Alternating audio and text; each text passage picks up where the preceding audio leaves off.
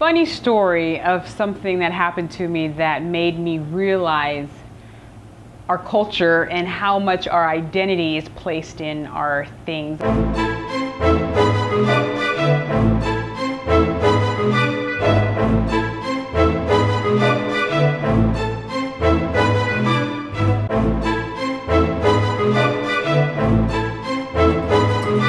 We were at LAX at their really beautiful restaurant for my little brother's birthday. And we have a wonderful dinner and we come out to the valet. And my twin sister goes ahead of me and the valet man, wonderful, very kind, very sweet, older man, reminds me of Morgan Freeman. He goes and gets my twin sister's car. He comes up in her Infiniti, beautiful Infiniti, and then she drives off. And then he goes and gets my mother's SUV Lexus. And then she gets in her car and she drives off. And then he comes in my car, which is a 1999 Nissan Sentra that I've had since I was at UCLA. So I've had it for, oh my goodness, a long time. And he gets out and he comes to me and he says with the most sweetest voice and the most sweetest eyes, he says, "If you just stay in school, you gonna make it too." And that was really interesting because I have stayed in school. For those who don't know, I've stayed in school multiple times and I'm actually teaching at multiple schools, one of them being an elementary school and a university. And you just said it from a place of encouragement and a place of kindness, and I just smiled and I nodded and I said, thank you so much for that.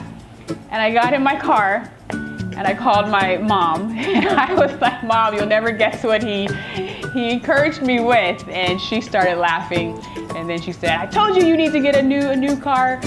Show that you're doing better and get a new car. But I'm like, Mom, we're still working on things. We weren't completely out of debt at that moment. We were still working on our debt snowball. And the last thing I needed was another car payment. But that showed me how a lot of times our identity is placed in our vehicle. And it's funny where you'll see someone drive up in a nice BMW or a Tesla, and you'll automatically get these assumptions about them, not knowing that they could be negative $50,000 in debt or a negative net worth, or you could have someone like me who's working on something financially and has certain priorities set. And I know folks judge me. I know people don't say, oh, there goes the 2015 Teacher of the Year. Oh, there goes da da da da.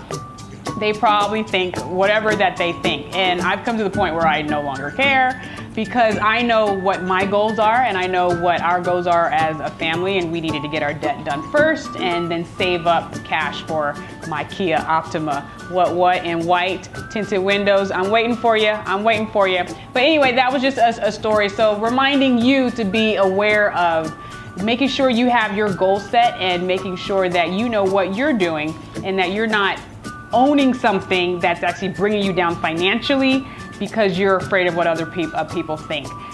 Living your life that way is not going to benefit you in the long run, trust me. And you want to make sure that your financial foundation is solid before you start throwing tons of money into things going down in value.